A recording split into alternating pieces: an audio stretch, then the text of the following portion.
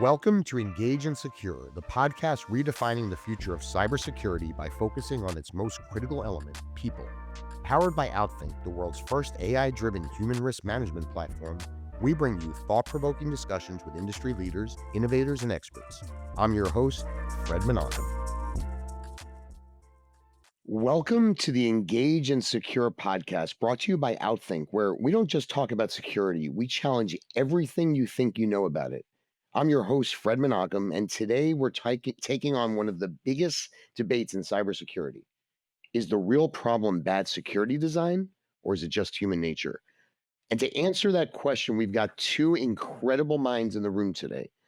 Angela Sasse is a professor of human-centered security at Ruhr University Bochum in Germany, and was previously at University College London, where she built one of the most influential research bodies in the field. She's advised governments, top cybersecurity firms, and she's even shaped national security strategies. And in 1999, her paper, Users Are Not the Enemy, was groundbreaking. It called out everything security teams were getting wrong about human behavior. And today, her research continues to push the industry forward. Also, she's a fellow of the Royal Academy of Engineering. She's a member of the German National Academy of Sciences. And perhaps most importantly, she's here today to break down exactly why traditional security approaches are failing. But I would be remiss if I didn't talk about the most important thing. She's an avid cooker and she designs jewelry. And your best friend's a goldsmith, I think, right? It's great to see you, Angela. Thanks for joining us, and it's an honor to have you. Of course, it's my pleasure. And of course, I'd be remiss if I wouldn't talk about somebody else who's joining her. It's someone who's built an entire company on the belief that we need to rethink human security. Flavius Plesu, who's the founder and CEO of OutThink. And if you've been following this series, you already know Flavius. He's a former CISO who saw firsthand how broken security awareness training is. And instead of just talking about it, Flavius built a company to fix it. So OutThink is leading the charge in cybersecurity human risk management. And today, he and Angela are going to dig into the real battle. And the question is security failing because of bad policies, or because people are just wired to fail? Now, before we get to this, I wanted to mention that Flavius, last time we did the episode, didn't have a baby. And Flavius, something happened, right? Between the last episode and now, what's going on, man? Give us some news. Well, what happened is my wife gave birth to our first baby boy. His name is Tudor. And man, it's quite an experience. We're both really, really happy. It's awesome. We're very happy for you, by the way. And it's amazing stuff. By the way, though, he's not an Aries, though, unfortunately, right? He's Fred, you got me with that one. No, but the birthday, what's the birthday? It's March 26th. Oh, 6th of February. Oh, February 26th. I'm sorry. So he's a Pisces. Okay. Well, anyway, congratulations. We're so happy for you. I mean, what an amazing thing to start an episode today with a newborn. So welcome back, brother. It's great to see you, Angela. Now, today is going to be a bit different. This is not going to be a dry academic discussion. We're going to challenge industry myths. We're going to call out bad security practices, and we're going to get into what actually makes people tick when it comes to security. So if you all think security is just about locking things down, think again. We're going to get into it. So let's start with this. What's the single biggest fallacy in cybersecurity today that needs to be called out? It's Angela, ladies first. The humans are the weakest link phrase that you hear bandied about all the time. It's something that was coined over 20 years ago now by Bruce Schneier. He's obviously very well known and very famous, but I'm afraid this is one he got wrong. And I happen to know that he knows that it was wrong. But he's been a bit reticent to officially withdraw it or kill it, even though I've asked him to do that a few times. Because it's been so damaging, because if you basically say the humans are the problem, and then take the next step to go like, well, they're defective, and what we need to do is to do lots of security awareness and training to fix them, then you're just down this road, which has led us to waste an awful lot of time and effort and money on what is not the root cause of the problem, and we're not spending the time and attention on actually fixing what really needs fixing. You know, if people aren't the weakest link, they struggle with security today because security experts don't consider it part of their job to do a basic sanity check on the policies they're issuing, to see if people can actually, if humans can follow them. And they're not doing a very good job explaining things, and they're not doing a good job using people's time and attention efficiently and effectively.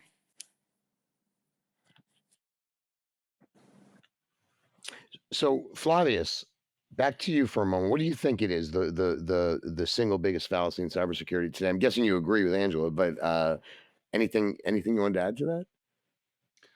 Well, there's absolutely that one, and I was listening to Angela just now, and look, I'm not going to choose my words carefully here.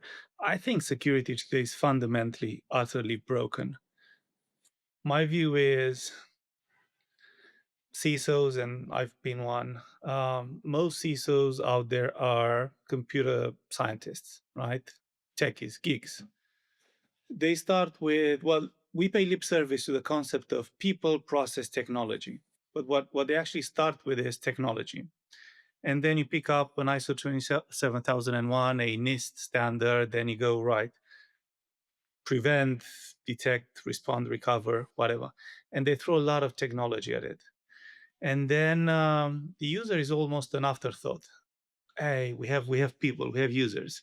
And those security standards are also written by technologists who are comfortable around technology, don't really know much about the social aspects of security, didn't really spend much time thinking about building human-centric security, security that actually works for the organization. So what happens is those standards are heavily geared towards technical security controls. So you lock everything down. Then perhaps there's a small control requirement that says you should train users annually. And someone goes, right, security awareness training. They roll out something generic, and that advice just doesn't make sense for most people. It's generic, it doesn't reflect the organization's policies, processes. And users are left thinking, man, this doesn't even make sense. Why are we doing this training? Then they have to go do their job. They're being blocked and they have to find workarounds. The primary job is not security. The primary job is whatever, sales, finance, HR. They're trying to do their job. They go around security controls. And then one day, perhaps, you cause an incident, a breach even, and then people get blamed. We tried to protect them. We gave them the best security awareness training out there. The videos were really funny, and we fished them quarterly or monthly. Trust me, it is like that. Right. And then look at them. You've done it again. The weakest link. Or, as I often hear CISO say, man, users are just dumb. You can't fix stupid. And this is really, when CISOs get on stage, they won't use this vocabulary. They'll choose their words more carefully. I'm not choosing mine right now, but that is how CISOs think. And that is the security show that we're playing today. So on that note, because we kind of covered it, and I want to get into this actually deeper in a moment, but I think we kind of answered it. But how about this? Security awareness training works, fallacy or truth? It's a fallacy. Because we're also what we're not seeing is any attempt to actually in a meaningful way evaluate whether it's working or not. It's just done. And the only metrics that are being looked at is completion, and for most CISOs, as Flavio said, for most company leaderships even, unfortunately, they think, we comply if everybody's completed the training, and they don't really care if the training was effective or not. And even if you run some sort of like test afterwards of what people remember and whether they can answer questions, tells you nothing about how they behave day to day when they're confronted with certain risks, whether they really then behave in a secure way or not.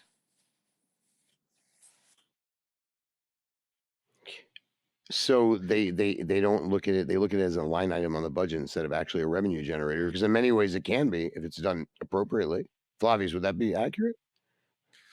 Well, I agree with Angela. Obviously, no, security awareness doesn't work, and that's why I actually started OutThink. The most obvious thing is look at the behaviors of your employees. Just look at the behaviors and train them accordingly. And this is not that difficult, perhaps not perhaps you need a bit of technology, you need to automate certain things, but at least if you do role-based and behavioral-based training, you've made an important step forward, but legacy security awareness training solutions, they don't do that. Everyone gets the same sort of training once a year on induction and some phishing tests. And it's really, really silly. Out of everything we do in cybersecurity, this must be one of the silliest thing we do. And then, I often thought CISOs believe the job's done a good job here, trained everyone. We're good. We have an acceptable use policy. I socialized the policy. I even made people sign it. And then they expect everything to be good. And it's not. And really, if you want to know who's responsible for the 70, 80, 90% of breaches, is not the human element. I think that the CISOs should take a hard look in the mirror. There's a serious need for a fundamentally different approach here. Flavius, is it though oftentimes not always the CISO? Maybe it's the CEO. They don't want to spend the money. They don't want to. They just like it's even if a CISO is evolves and says, hey, we need to do get the right product that really is it not generally the case? No, it's the CISO. Yeah. Security teams have decent budgets, right? You can always ask for more. I'm not sure about headcount, but in terms of actual budget, I think they have decent budgets. Now, many CISOs won't agree with me. I'm sorry, guys. But, and I'm thinking about some of the customers we work with. Obviously, I'm not going to name names, but $20 million. $20 million security budget for a mid-sized financial services organization. They spend over 90% of that budget on technology. They spend 0.5% on human risk management, and I know that because they work with us. I know how much we're charging them every year.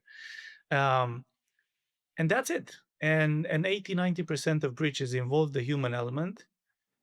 There's a serious disconnect here, Can we argue that the budget should be bigger? Possibly, but when you allocate 0.5% towards building more sustainable security and managing human risk better, and the rest is mainly towards blocking and detecting and preventing.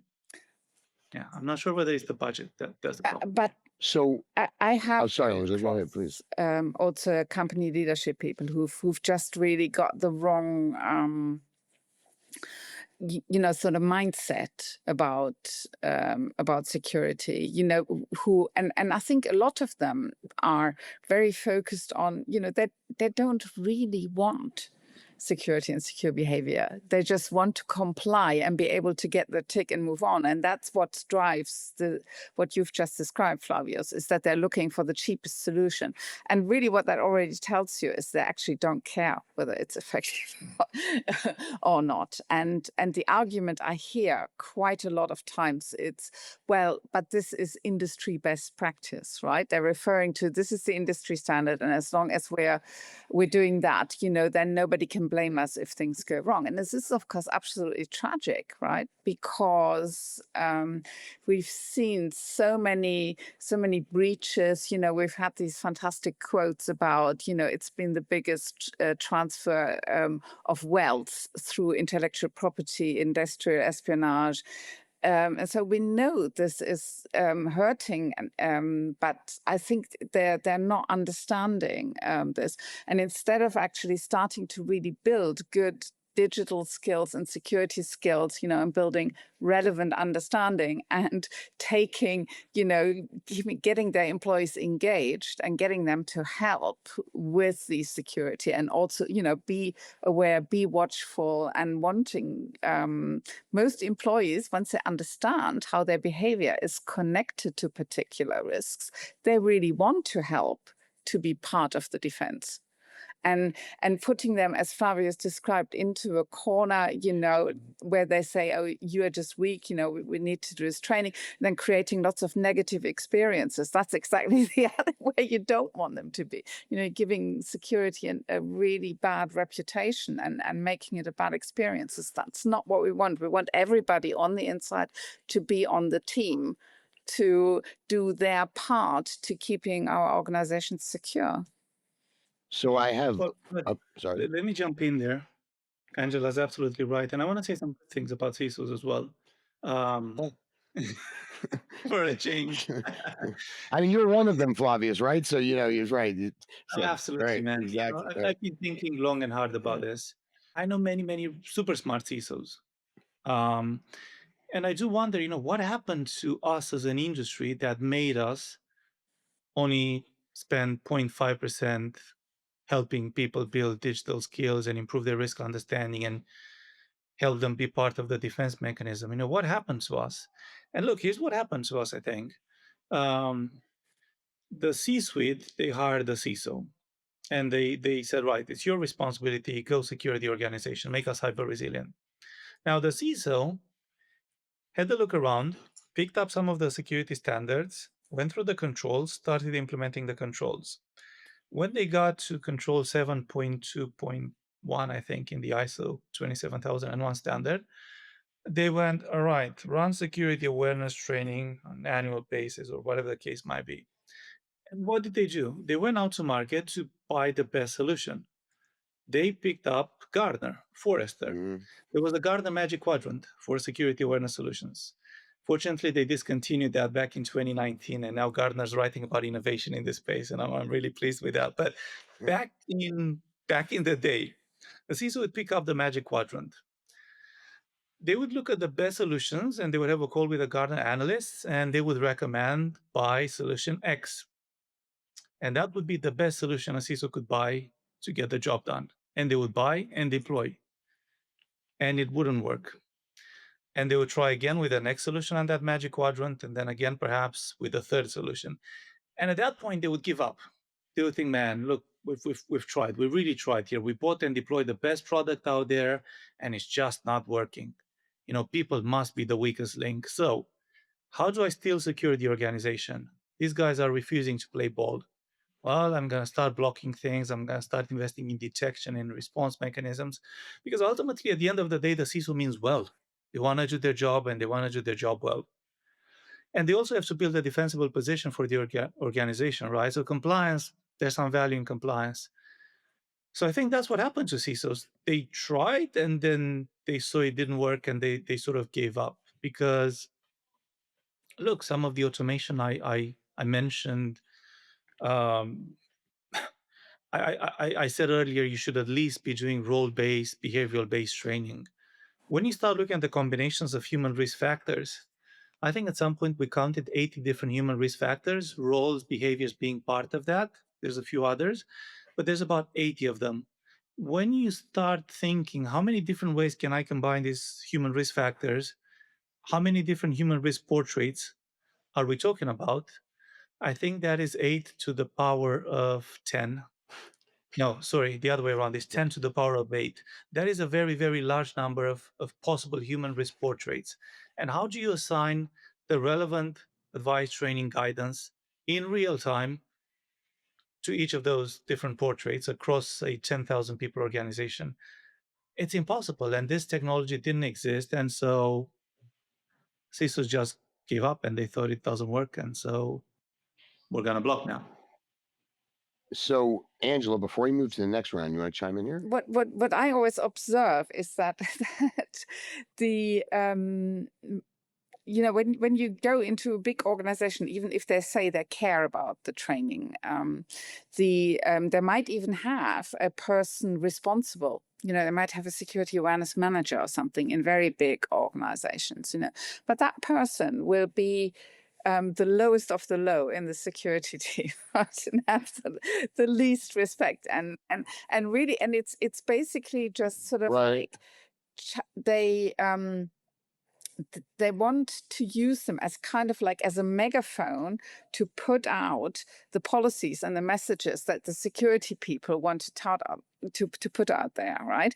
But if you want anybody to learn something or change behavior, is you're supposed to look at where are they and where are we trying to get them, and then we're mapping, a tailored series of bits of knowledge or bits of training to get them there. And that's not happening at the moment. Instead, you're throwing the same book at everybody.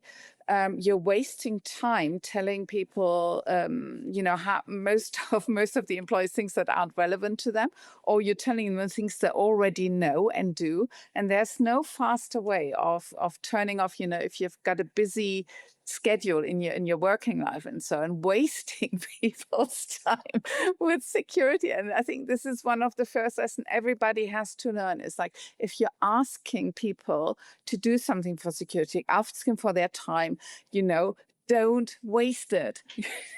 Use it wisely, use it positively. All right. So before we move to the next round, I do want to say something. You're talking about Gartner, right? So if I remember correctly, that you all were recognized for, remind me, I don't know all the words, prestigious innovation insight on security behavior. Am I getting it right? Culture program. So that you guys got a recognition from Gartner. I just wanted to throw that out there, right? That's right. Actually, when Gartner discontinued the Magic Quadrant, I remember I had a conversation with a lead analyst, and I said, Richard, why have you done that? And they said, look, those solutions are just not fit for purpose. We're not confident that by recommending those solutions, we're actually going to help people. So we're going to discontinue that. And today, there's no Magic Quadrant. The most recent paper is a sort of end of 2022 innovation in security behavior and culture capabilities. And yeah, OutThink is one of the new solutions recognized in that paper. But going back, I love the conversation. So many truths are being said, and it may or may not be popular, but we're having a good time at least. The security awareness manager, the role that person plays in the security organization. Angela's absolutely right.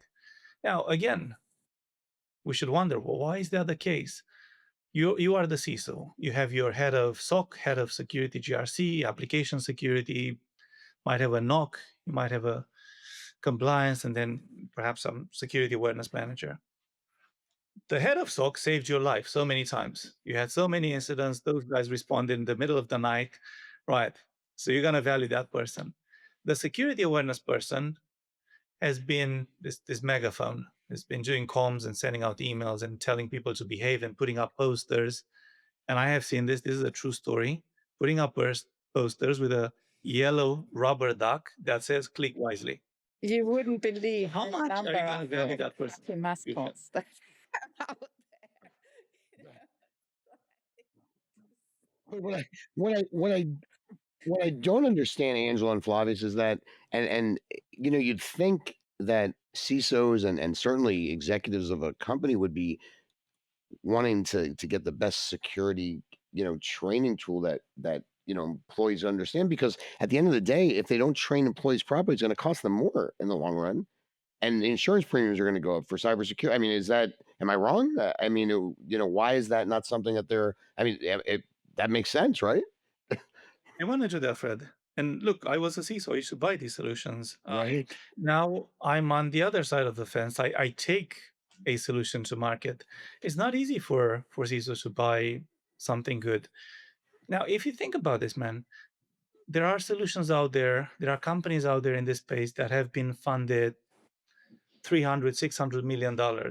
With that money, you buy a lot of marketing. You buy a lot of endorsement, social proof, spotlights, Massive ducks, the rubber ducks. everything, man. Right. So you're gonna convince those CISOs this is the best product. It's hard. It's not it's an asymmetric battle, if you will. The CISO up against $600 million worth of marketing and sales. How easy do you think that is, for the CISO to buy a sensible solution? Those solutions will all, undercover, they all do the same thing. We're going to make your people the first line of defense and the last line of defense, and proven to work and used by the world's largest organizations, and you believe that, and you go ahead and you buy product X and you deploy it, and then surprise, surprise, the head of the SOC is gonna save you, where the security one is just gonna let you down. The videos were funny, but not that funny. And maybe and look, I man, can make some of them for you. Right? it's not all bad news. There's heads of security owners out there that are now changing the approach. Even the titles, we're seeing heads of human risk management, and they are trusted by CISOs to make their people as cyber resilient as possible, and to do really cool things such as conditional access and to build sustainable security. Those we've started seeing those people out there in the industry, which is great. Okay, guys, so we talked fallacies, and now we're going to be a bit bold. And the reason is because we're going to drop some brutal truths about cybersecurity. Now, what we're doing here is we want you to talk about the kind of thing that would get you kicked off a security panel. So, Angela, Flavius, hit me. Well, as I said, the brutal truth is that even in companies that would say, they comply and have a security, that their security is good, or that they're doing a good job, it's not working in most of them, because we know that employees basically have to break security policies and do workarounds of security all the time. And that basically means those are vulnerabilities, So you have, with your policies on paper, a way of doing your risk management, but it's not working in reality. In reality, every policy that's not followed the way as it's set out on paper is a vulnerability. And in my experience, most companies have many of those. Flavius Plesu. Absolutely agree. Well, here's another one. I guess cybersecurity is this new discipline. If you think about lawyers, doctors, physicians, right? They've been around for millennia, and they have their manuals, their code books. Whereas cyber is really new. It's in its infancy now. I don't really think anyone knows what they're doing. We are managing security controls. We know how to manage those effectively, perhaps. We know how to set up the firewall rules, how to deploy an antivirus or an EDR or an XDR, you name it. We know how to patch. But how to implement effective cybersecurity? No, I don't think we know how to do that. And why am I saying these things? Well, the proof is in the pudding. Cybercrime losses are on an all-time high, and every year we're seeing more and more of that. The Italian mafia is making more money from cyber than all of their other illegal activities combined, right? One more time. Wait, say that one more time. That was great. So like, wow, that was great. I love it. We might not be here tomorrow, but go ahead. Say that one more. Exactly. Say that one more time. This is from a conversation with the Interpol's head of the e-crime unit. The Italian mafia is making more money from cybercrime than all of their illegal activities combined. All other illegal activities combined, more money from cyber. And this is only growing. I think the World Economic Forum ranked it the biggest threat of our time, cyber. No, we don't know how to manage cybersecurity. This is the truth. We've made a start. We're doing things. Do I know any organizations with solid cybersecurity that can withstand a determined, motivated attacker? No. Reducing risk? Sure, that's fine. We are reducing risk, but we're far from it. So I'm going to throw one out, but before I do that, you know what it reminds me of? And because my mind's very tangential, as you guys know, Angela, you learned that, but Flavius certainly knows. Like when COVID happened, like nobody knew what they were doing, right? Think about it. COVID happened. Everybody was standing there making up things because, they were trying to just, they didn't know what was going on. They were just trying to keep everybody calm. It's kind of a similar scenario in a sense, right? It's just in the early stages. Everybody's kind of faking it till they make it, is kind of what you're saying. That would be okay if there was more of a commitment to actually, to getting better all the time. I think you shouldn't be too, can be really stifling to be too worried about, if you start approaching this problem with like, well, we want perfect security, that's not going to happen, right? You need to you really need to get realistic. But it's like with many positive changes you want to make, you need a commitment to actually learn and to get better, to basically say, this is what we want to achieve, and we're going to do this now, and then we're going to evaluate whether that's helped us to get to the point where we wanted to be. And if not, and the supreme irony is, it says it in ISO 27000, right? Plan, do, check, act. There should be this commitment to constant evaluation, and then either you adjust your goals if it didn't work out because you say, well, that wasn't realistic, we need to change the goal, or you say, well, the way we're trying to secure this particular part, this measure isn't working, this policy isn't working, this bit of technology isn't working. Okay, but we change the how we're trying to manage this threat. And that systematic evaluation and commitment to getting better is something that I see in only very, very few organizations that are actually serious about this. So let me throw something out. Before you move on, this is a good point Angela just made here, continuous improvement. Now, CISOs understand that there's continuous improvement across technical controls. And yes, I can attest to that. We are seeing better application security, better OWASP top 10 vulnerability management, But when it comes to the human element, no, that's not being matched. And I do believe, I'm really optimistic. I believe this is the biggest opportunity we have in cybersecurity. It is people, process, technology, in that order. People first, right? If we manage to run human-centric security, put people at the heart of security operations, then I think we can turn tables. And we are worried about the threats, accelerated threats with AI, perhaps. But equally, I think there's a big opportunity to automate certain processes here and really be able to engage people and make them more cyber resilient. And by strengthening the human element, and we've seen in very few, there's some green shoots, some organizations that are starting to really get this. Is the quickest way of getting there is to engage with your employees, to get feedback and let them help you to make security effective and efficient. And it's so crazy. Now sorry, Fred, No, please. No, you guys have a lot to say. You're the experts. And now we have things such as machine learning, natural language processing.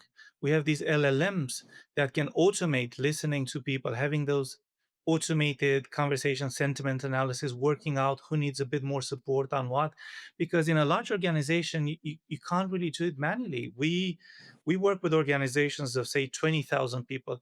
Well, heck, we even have 200, 300,000 employees globally, right? But now we have LLMs and machine learning, natural language processing. We can indeed listen at scale and do something about it. It's exciting. So I want to throw something out here, guys.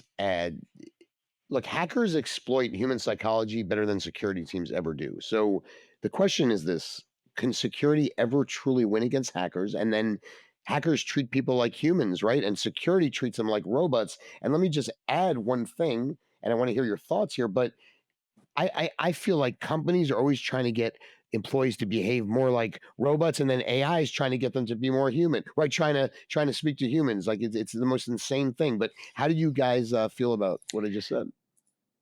There's a bit some it is kind of I think there is, as a background to the discussion we're having about security, I think generally we're not using technology, often in the best way to to really support our goals and the activities that we want to engage. It's very often done, that only a certain part of a company, of an organization has the power and the money to commission systems. And then they commission them for their goals and what they believe is right without really consulting, and bringing in the other parts, and this is, it's very popular to try and save money on the requirements engineering. And not really get them to the bottom of what what the system is for, and then we're all struggling, with systems that don't really work for all the people and all the activities in companies, and it's a bit of a shame.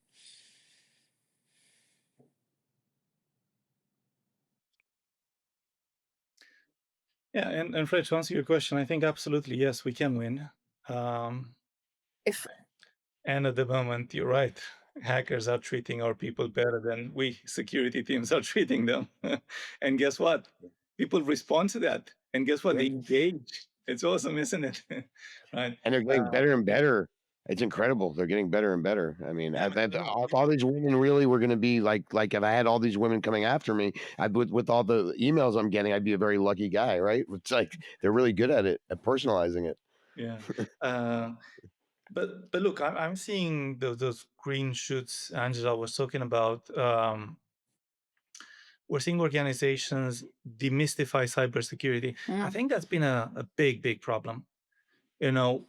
We security people have spent years getting educated, going through our computer science degrees, master's degrees, PhDs, and then we go out to the organization and we try to make everyone a cybersecurity expert.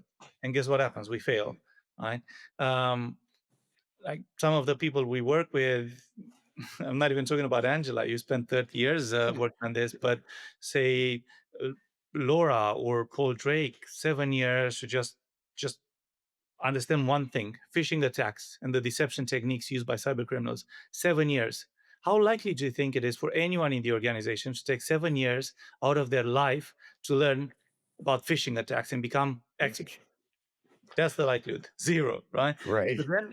So then what we got to do for our people is we got to demystify cybersecurity. Hey, what do we mean by it? What are the top behaviors, the key issues? Improve that risk understanding. And we've seen organizations, they've started doing that with great success. All of a sudden, people go, oh, we get it. That was it. These 7 behaviors. So every month, you're going to send me an email and you're going to show me how I'm doing against these 7 behaviors, and I can do better. You're going to remind me, right? And when I'm about to make a mistake, you're going to give me a warning or a nudge or perhaps a banner on top of that email. All right, that works, So out of everything cyber, look, just these 7 behaviors, demystify cybersecurity, and make it relevant, man. Make it relevant to the organization, to the role, to the person. So I would actually I would like to get a little deeper into that, because we talk about this a lot, but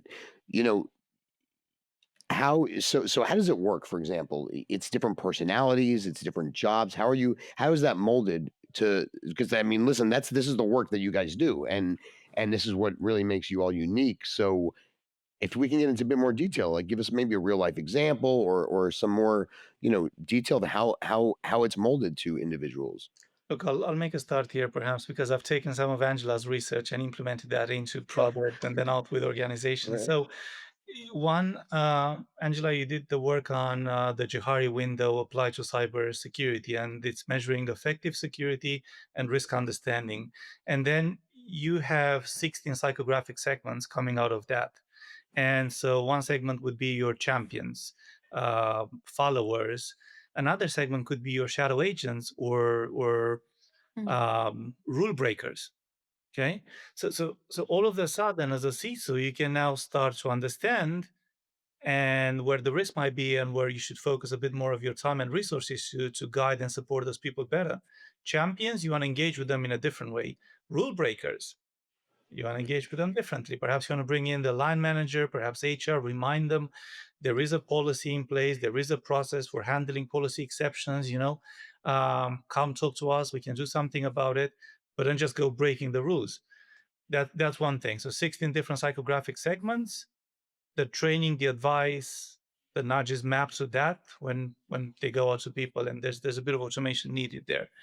A second example is CISOs want to train people and avoid incidents and breaches. Well, how do you do that most effectively? We just talked about cybersecurity being a lot, and you wanna break that down and make it relevant. Okay, so we have this model we've implemented. You start with the threats. There's a threat library.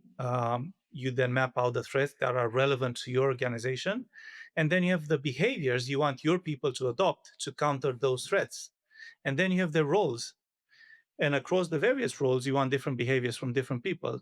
And if I take, let's say there's an attack against your access control mechanisms. Well, someone wants to gain unauthorized access to your systems. That is the threat. The behavior here, one of the behaviors will be access certification and recertification.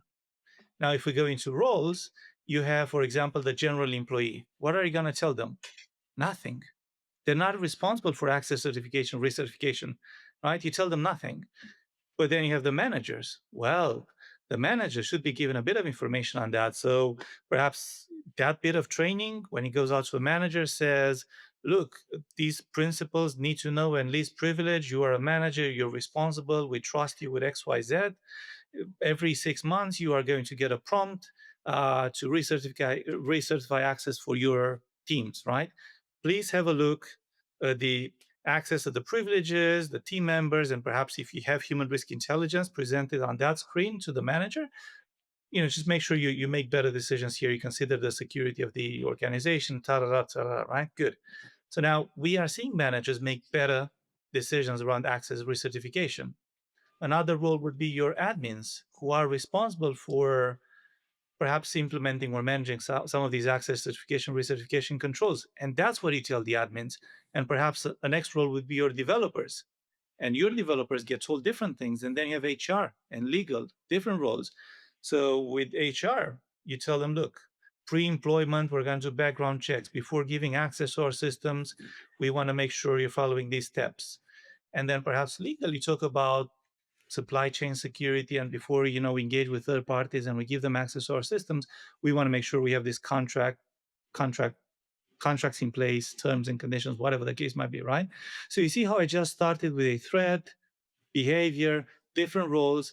We need to tell people different things. Now, if you were not going to take this approach and just try to train everyone on access certification, recertification, imagine the general employee. 20 minutes on this. Oh my God, I have to go through this. It's not even relevant to me. Click through next to get to the end.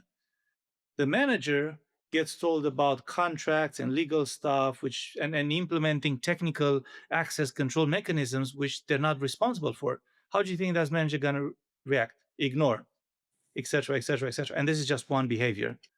There's over 20 threats. There's over 40 behaviors we have in the library. So there's no hope without what we call adaptive security awareness training, taking that role-based, that behavioral-based approach. There's no hope. You're just gonna lose everyone if you attempt to solve it with generic one-size-fits-all annual training. It's so fascinating to me that people have such a hard time understanding this. Look, when we're trying to sell somebody a message, right? We talk to our children differently than we talk to our mom, than to our wives. Doesn't mean that we're telling them anything different, but you have to understand. I mean, this should just be so obvious, and it's hard to believe it's not. I mean, you're not going to talk to your mom the same way to your kid or your wife, even though you're right. I mean, it seems like it would be just common sense, and it's hard to believe. But it isn't. I've just, for instance, I've come across an example recently where, digitalization is happening also in production environments, on the shop floor out there. And I've seen companies, they've decided, okay, all of our manufacturing staff now have to be trained as well. because they're often interacting with very expensive, equipment, and industrial espionage or sabotage are actually very real threats in those environments. Yeah, so all of our staff had to train, and like they couldn't think of anything better than take the package that they put their office employees through. Even people who interact with computers all day long, and to try and somehow adapt that training for this man. And you go like, you only need a very, very small, the actual specific threats those manufacturing employees are employed. So it's a really small subset. Number one, and number two of what we then discovered, so this was not in English. It was in a country that speaks a different language, and they so negatively, the manufacturing workers, when they saw all these English expressions, being put in front of them, they were immediately going like, this isn't possible. This can't be right for me. I don't speak English well enough. I go like, how, as you said, this is utterly predictable. That is what happened, right?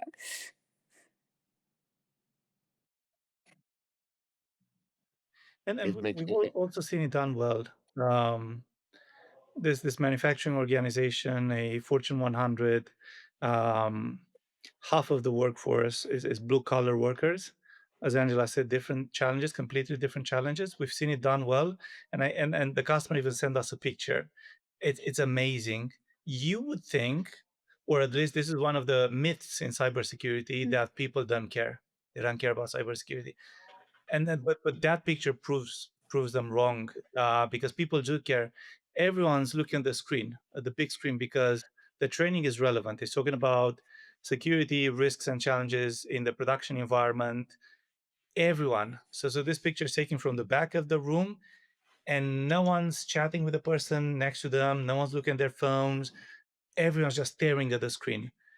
It's amazing. I actually went, there's a couple of hundred people in that room, and I actually went and looked at the back of everyone's heads, and everyone's just staring at the screen. So people do care when you make it relevant, and this is just another role, color workers. So I want to move on to the next thing, but the reality is, and I just want to say this one more time, to me, it's so insane. Of course, people care. People care when you speak to them in a language they understand. When we make things palatable for people, that everybody's brain works different. I'm ADHD. You can't speak to me the same way that you would speak to somebody else. You can't lay out a document for me. It's just so insane to me that this is so complicated. But let's be realistic, guys. That's why relationships fall apart. That's why people get divorced. I mean, it's the same concept, because we don't know how to talk to each other.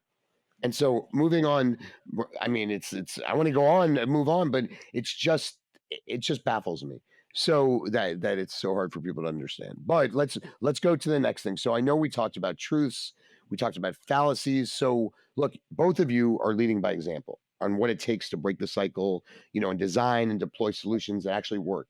So if you're rewriting, forget the old playbook, right? You're rewriting a new playbook, or just scrapping the old playbook and writing a new one. What are the hard or the top 3 rules? Well, I always start with make sure it's possible for people to do the secure thing. This is the first basic sanity check that needs to happen, and that's why also the feedback is so important. That employees can basically then also report if they're finding that it's not possible, or if they think it's not possible to follow the secure route, is that they can flag this, they can engage, and they can help to basically make, and this is really, it's a process that needs to happen in many organizations still, to really integrate security properly into our new digital processes that are running in the companies.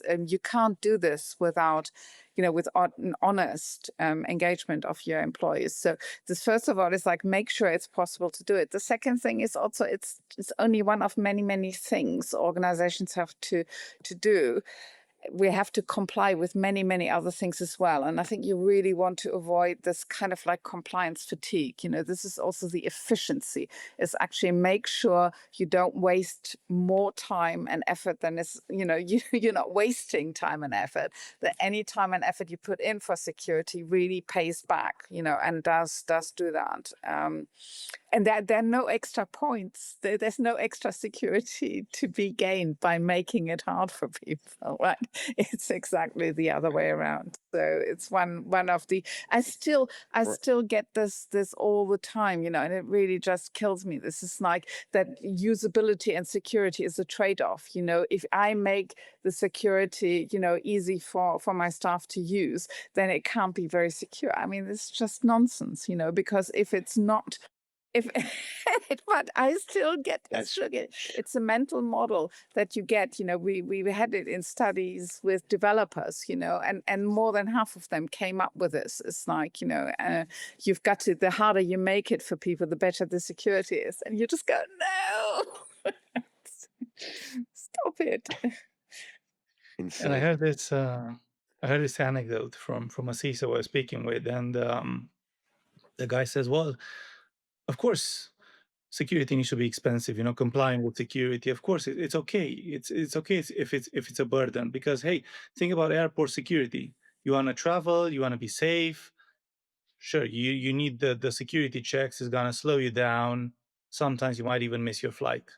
It's the price we pay for security. But that sounds good. The reality of it is there's a lot of education happening. The moment you step into an airport, there's this illusion of security and control. There's lots of signs. There's people reminding you as you go through the queues, take your liquids out of your bags. There's scanners. There's all sorts of mechanisms that, while sure, there's still probably 5 or 10 minutes is going to take you to go through those security checks, but it's not 5 hours. And I think that's the case currently in cybersecurity. It takes 5 hours, and then people have to choose between doing the primary job and Right. and being secure. And we know what they choose times and times again. And that's one thing. Going back to what Angela was saying, for me, it's all about engagement. It is about engagement, man. You got to engage your workforce. Now, the concepts we've been talking about, the industry recognizes those concepts. It's just up until recently, we've not really had a way to automate and actually run human-centric security this way. We simply did not have those tools, and sort of we resumed to just talking about the concepts but not really implementing much. Well, the good news is now you can. And so what Angela mentioned there, that feedback loop, you're putting a message, then ever issue an order that people cannot follow. Don't do that. Take whatever training you're going to push out. There's an easy way. You can apply overrides. You can make it organization specific in line with your policies. And those policies are hopefully a reflection of things you've considered carefully and thoughtfully. And so perhaps you want to issue those orders. Okay, take that, apply overrides, customize it, goes out, it's relevant.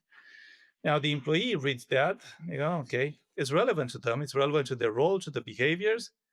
And the person still goes, what, actually, no, I don't think I can do this. It would take me too long. Let me share my thoughts on this. There needs to be a place for them to share their thoughts. Unfortunately, you have that machine learning, natural language processing, summarizing what people are sharing, and that's mapped to the various behaviors you want to achieve, perhaps various roles or parts of the business. And then you quickly realize that while this instruction is okay for most of our organization, we have these guys in this part of the business that really struggle with that. And they're saying X, Y, Z. Wow, let me take a closer look. I think we can actually fix it. So, and it's that two-way conversation that needs to take place. One way generic awareness training, no, it doesn't work. But let's have that two-way conversation. Once you've uncovered something, a blocker, you can go ahead, you can design better security, you can look at your processes, your tools, you can give people better guidance, you go and engage in person. There's no substitute for engagement. And then finally, in a way, OutThink is doing that. We are rewriting the playbook. We call it human risk management. There's 4 big jobs to be done. One, effectively engage and train your people. 2 keywords: effectively and engage. Not just train, effectively. That's right. Yeah, right. The second job is build some phishing resilience. You can start looking at root cause analysis, the various deception techniques, methods hackers use, how you position that positive communication, no blame, no shame. There's a lot to be said about that and how you run such a program, but build some phishing resilience. Third job, automate conditional access and security controls based on with knowledge of the human risk. Don't be blocking everyone, but equally don't give the all privilege to all employees. Have that conditional access automated. And the fourth job is build sustainable security, and that's where the security teams and the business, they get around the table, they understand human risk within their organization, and now they can have more mature conversations and take action about it, and put the right controls and processes and tools and guidance in place. And that's how we talk about it. This is the gospel. It's what we mean by human risk management. So we're going to move to the last topic, but I did want to say something. We talked for a moment that we said about rewriting the playbook, but I think you've thrown away the old playbook. And so it made me think, I don't know if you guys ever watch House of Cards. Frank Underwood, there was a quote, I'll never forget. He says, if you don't like how the table is set, then turn over the damn table. That sounds like that's right. That's the kind of playbook we need to rewrite in the industry. Yeah, it's definitely, not working, we need clearly. to get what needs to go is So- this whole idea of that your employees are passive recipients of your audience. And this is about you need, it's fixing security together. You need to work together. All the people on the inside, you're trying to protect the organization. If you're fighting each other, you're just making the attacker's job easier. We need to basically, all the good guys on the inside need to work together. So that's the, that really is the fundamental thing. And the other thing is, it may sound scary, but you need this commitment. It's a job that's never done. The attackers are going to innovate. They're going to change. So you need to keep on learning and adapting and keep on working together in order to protect your organization. I think that's the really key thing. It's crazy though that it's like human beings just have the hardest time being able to take themselves out of their own brain and put themselves in other people's shoes, and that's all that it's about. It's not rocket science, and that's why the hackers are doing a better job, because they psychologically are able to do that. And in fact, that's what we should be learning from. I mean, in a sense, how are they, like, how do we beat them? By doing better than what they're doing, and clearly they figured it out. And it's just so. I mean, I sit here as we talk about this, and I'm like, God, how this is not rocket science. And it's you want to bang your head against the walls, guys, sometimes, right? Because No, yes and no. At the same time, but it's not trivial, man. And here's an admission here. It took me over 20 years to be able to put myself in other people's shoes. It happened recently. It happened last year. I was speaking with a government official. They were talking about rolling something out across the nation, small European country. They can do that. And he actually said to me, just imagine, there's this small town and the town hall, and there's a person that just does payroll on this one PC, and all of a sudden they get an email, and the email reads, hackers are trying to get in. It's your job to stop them. And then we click on phishing links, and that person, immediately I pictured my mom. That was pretty much her job, and I thought, wow, if my mother gets such an email, she would panic. The first reaction would be panic, like, whoa, really? Hackers are trying to get in? Like when? Today? Yesterday? Did it already happen? And it's my job to stop them, but I'm not a security expert. How am I gonna do that? Click here to learn about phishing attacks, mishing, vishing, dishing, whatever, right?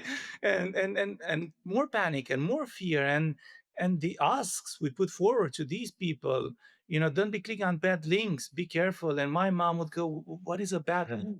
Right. She's a great person. Hi, mom. Right. Hey, listen, my mom too, right? Subdomain, domain, top level domain, /XYZ HTML. She doesn't know what a bad link is. And the generic training just left her now with a lot of anxiety, and it's your job. And if you F up, then your job's undone, right? And man, it took me 20 years, and then I had that conversation, and I finally managed to put myself in other people's shoes, and I thought, wow, It's this needs to really adapt to the individual. Otherwise, it's going to be counterproductive. It's going to give us a false sense of security. We've trained everyone, job done, but we're just going to see a lot of fear, uncertainty, panic, and it's going to damage the relationship between the security team and the workforce. It's just bad. But it took me 20 years. And I've been obsessing with human-centric for 10 years, Angela, for much longer. It's not trivial. That's so let's go on because we could talk about this all day. So let's go to the next to the last round. But it is, I mean, look, at the end of the day, once you're able to put yourself in other people's shoes, it can change all of our, can change us personally, the way we view things and the way that we communicate with others. And it makes everybody's lives better. And that's an amazing thing when we're able to do that. So we've spent this episode, we've been tearing down bad security thinking, outdated policies, lazy industry assumptions, but we kind of are hitting this point already. If the solutions are this clear, why isn't change happening fast enough? I mean, the real roadblocks, I guess, are deeper systemic issues that things no one wants to say out loud, right? And today that's what we're doing. So, Angela, Flavius, we've called what's wrong with security and what it takes to get it right. But let's talk about the elephant in the room. Why is nothing changing? As far as the CISOs are concerned, as somebody who's not been a CISO, but who's been looking at and talking to CISOs for a long time, I think they are scared. Some of them actually see the points that we're making, but they're very scared to move, because it's we're not with IT security there yet that it's a completely scientific discipline. It's still very much a craft discipline. We largely rely on practices and so on, and that means your peer approval, and how you are viewed by your peers and other people in the industry is seen as extremely important. And that makes it really hard to step out and basically say, like, look, and I mean, one of my frustrations has been say, we in some of the work we did 25 years ago, we started to set out that making people regularly change their passwords is a really bad idea. Because it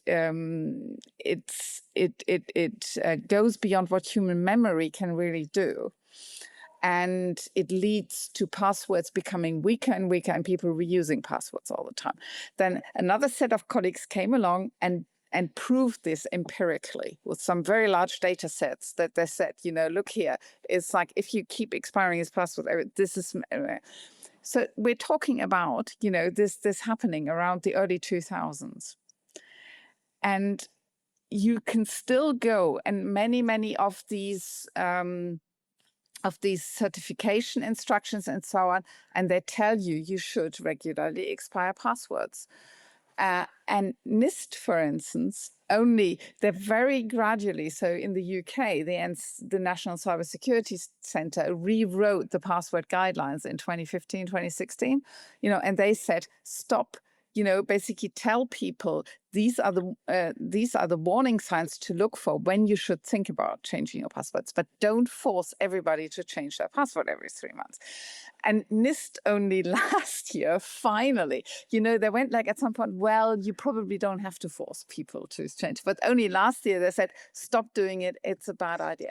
And you have to say, why did it take us, 2 decades from basically it's scientifically been proven that it's a bad idea to actually change this? And that's what I mean by, there's a sort of this craft community, and they're very reluctant to give up so-called, established old wisdom, and move on. I think that's one of the things that's holding us back. The second thing in my experience is often it's in the organizational leadership. It's their failure to engage and to really start to work with the security experts on what does good security for our business look like. They think it's technical and it's not their job, but that's not true. A lot of the design that happens, a lot of how you integrate security well into your business processes, the security people alone can't do it. They need to do it together with the business people. And there isn't enough engagement and dialogue and collaboration happening there. So let's go through some of these roadblocks that we were. So cybersecurity is still seen as a cost center, not a growth lever. So security budgets are still seen as necessary expenses, not as investments in business growth. So why and how do we change that? I think it goes back to the first Mm. point Angela made, standards, security standards. There's safety in numbers. As long as you stay with a crowd, you're safe. CISOs have a really hard job. Attacks happen all the time. And then there's this saying in the industry, it's not a matter of if, but when. Knowing that, CISOs want to play it safe. They just want to go with the crowd, because someone's going to ask them at some point, hey, well, what did you do? And if they can point to a security standard and say, look, we follow the standard of best practice, the NIST, the ISO, the NCSE, they're going to be safe, or safer at least, right? So it starts with those standards. What Angela talked about, there 20, 25 years for that one piece of guidance around one behavior to change. And we're talking about more than 40 behaviors. I hope it's not going to take 25 years per behavior, 1,000 years from now.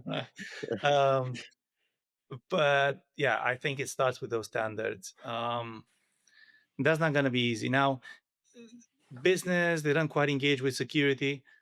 I would still think security needs to do a better job engaging and getting their points across. They are trusted experts. You can't expect the finance person to just get it. You are a change agent now. You've been brought in. You are a change agent. Sure, it is a shared responsibility, but I still think security people can do better in how they engage and communicate the value of cybersecurity to leadership. Yeah. Yeah. And they also have to be trained, by the way. And the right? National They need right. I mean, UK, for instance, if I'm not mistaken, in their certification, you need to have taken at least a couple of soft skills courses to do exactly the things we've talked about. To actually, how do you engage? And they are really pushing very hard. You don't want to be the guy who comes, and then everybody is trying to hide what they're doing because they think you're going to kill their baby. It's it's the attitude you need to do the job with is, I'm here to help you do your job securely. I'm not here to stop you doing your job. I'm here to help you do your job, but let me help you do this in a secure way. We should send them to Darren Argyle for soft skills training. Right? Right. Exactly. Darren, you're listening. We're going to send you some customers. Anyway, all joking aside, so number 2, security is perceived as an obstacle to innovation and productivity. So many companies think security slows them down. And honestly, with the way it's been done, I understand why. But how do we flip that perception? Again, better engagement, better communication. And I've seen it work. I've seen it work really, really well.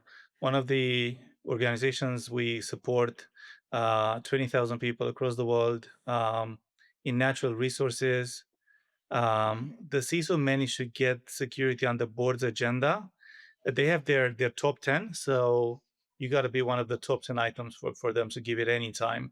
Security wasn't part of the top 10 when the CISO started. It's slowly managed to get 9, 7, 3. Now, in a natural resources organization, cybersecurity is a top 3 board agenda item, which is awesome. How did that CISO do it?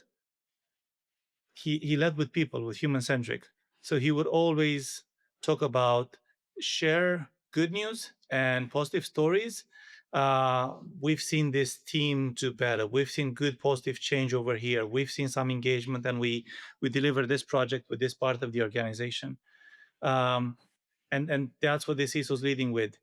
Never going in there to tell the board how many people failed on the last phishing simulation, or how many virus infections they stopped, or how many new threats out there and what bad guys are doing.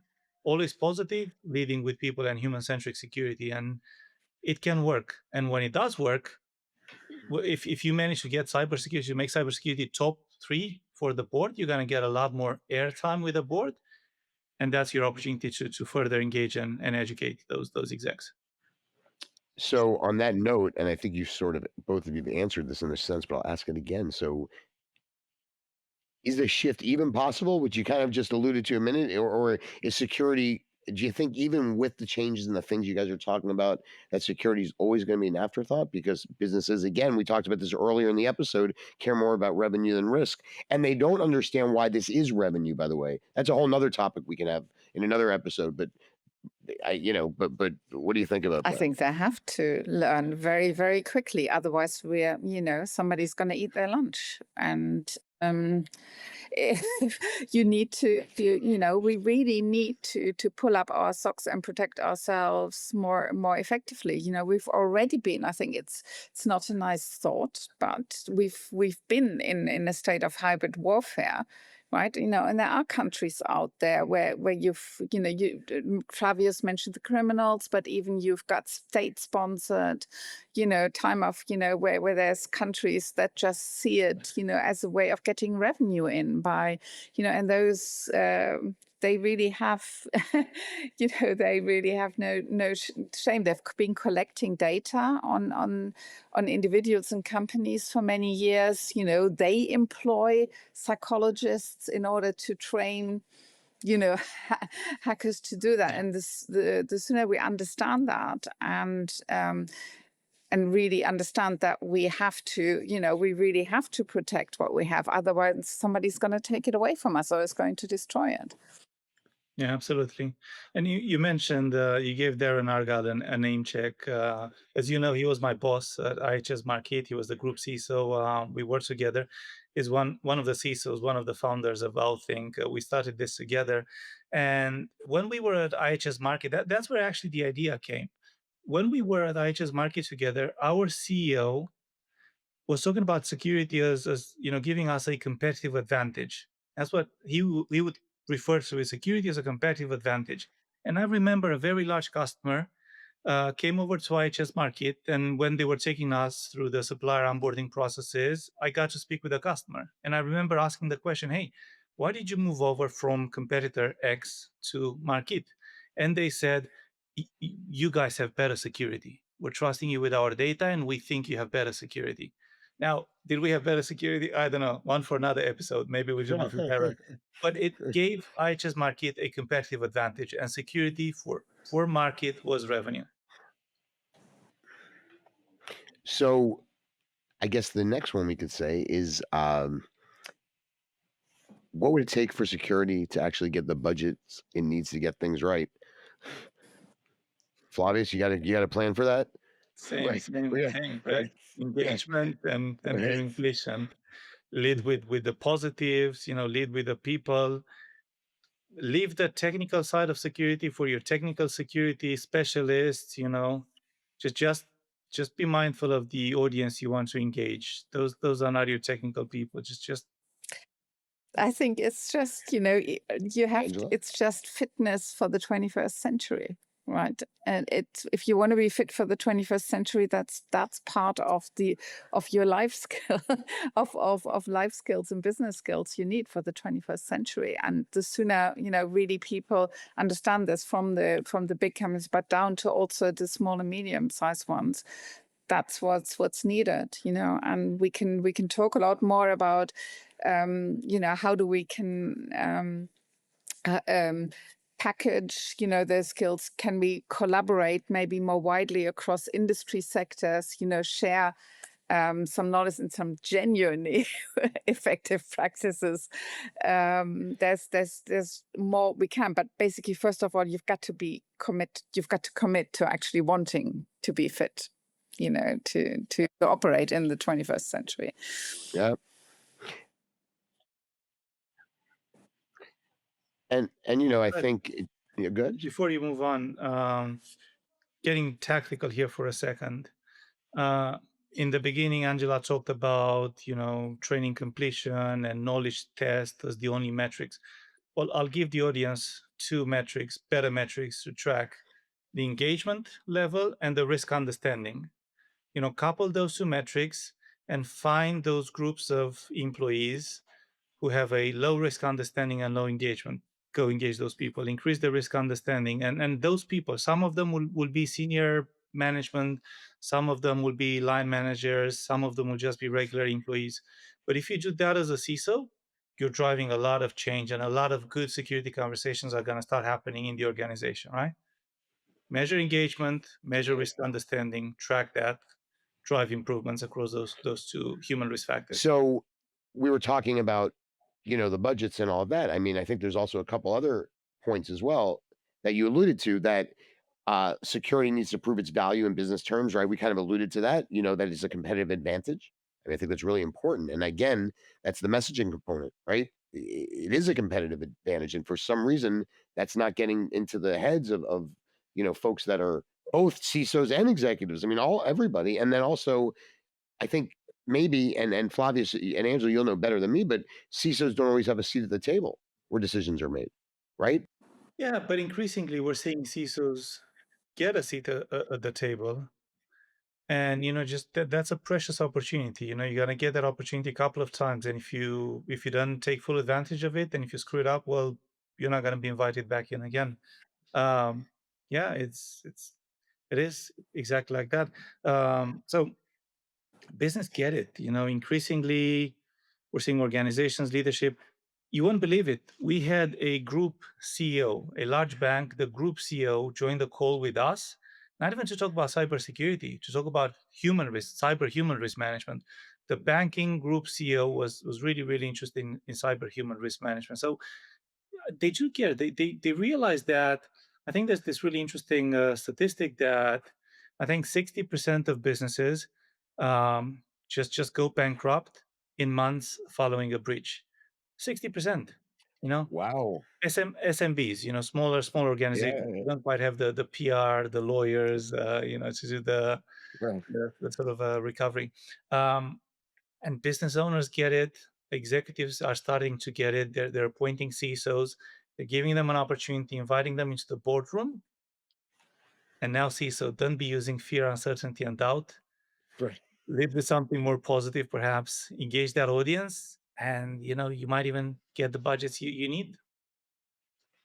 Well, look, you were there, man. You've learned. Yeah, listen, you were there. I mean, you've learned and evolved over time with all of this. That's why you were able to build this amazing dashboard and products with you also, I'm sure at some point didn't know all of this, right? You had to learn to make your own mistakes. Well, Fred, and we're learning every day. I Yeah. apologize if I come across as knowing it all. I don't, and I literally learn every week. Um, it hasn't stopped. It is a humbling experience as well. Yeah, I'm learning. I've learned a few things. I'm sure there's a lot more to learn. Right. What I meant was, though, not that you're coming up and know all that, that's not what I meant. What I was saying was to get to where you are today, both of you, right? To understand what needs to be done when it comes to these security protocols, human risk, you had to make your own mistakes, is my point. Oh yeah. And you had to learn, right? You said earlier in the episode that you had an aha moment when you put yourself in somebody else's shoes when it came to the European country, which the unnamed European country is a Monaco, maybe. But anyway, Oh, because I want to be part yeah. because I want to be part of that deal. Okay, so, but you said that you were able to. You had an aha moment that wow, you were able to put yourself in other people's shoes, and that's what was my point. And if you did it, then everybody else should be able to do Oh, it yeah, too. Right? absolutely. So, so But perhaps for the CISOs listening, for the security leaders listening, just perhaps try to give a bit more mind share and time to the people aspect of security, and I promise you, really, really good things will happen.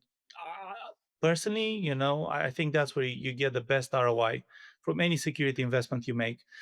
Another CISO, another Fortune 100,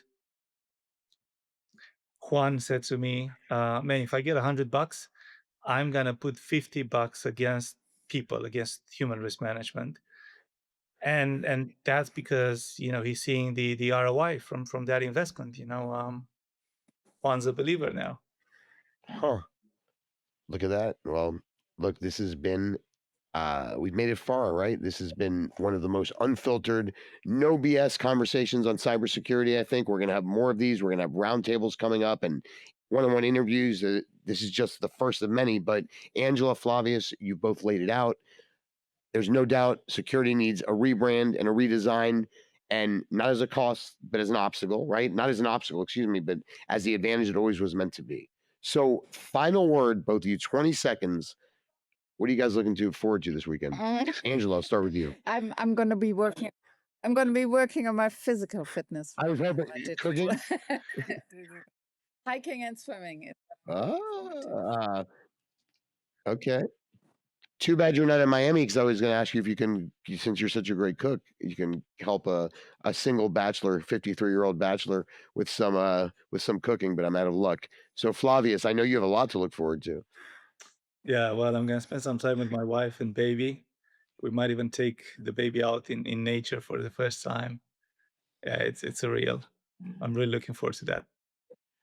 Awesome. So this conversation does not stop here, like I just said. Next episode, we're going to have a gentleman by the name of David Gee. I'm sorry, I think I said that wrong. And we're looking forward to that. We're going to talk about human risk and so many other topics, his new book, and about leadership. So we're excited about that.